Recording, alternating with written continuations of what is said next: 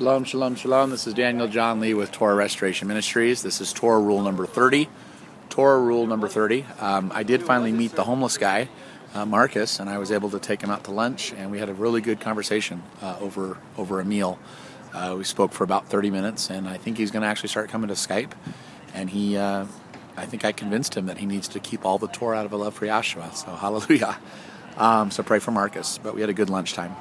Torah rule number 30. Now this is a very important rule as well. All these Torah rules are important, but this one is important again to avoid the lake of fire and to be protected during the Great Tribulation.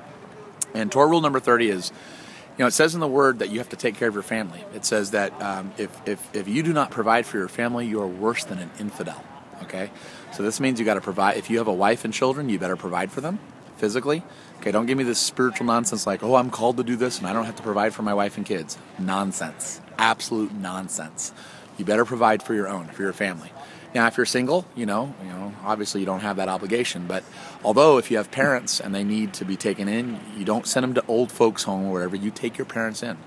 So this is an absolute commandment you have to obey. If you have kids, you provide for them. If you have a wife, you provide for her. And if you have parents that are invalid, you don't send them to an old folks' home, you provide for them. Okay, this is a basic Torah commandment all through the Torah, and it's emphasized in the renewed covenant. So you better do this. And this is a commandment, so take care of your own. This is Torah rule number 30. Website's www.spiritandtorah.com. Shalom.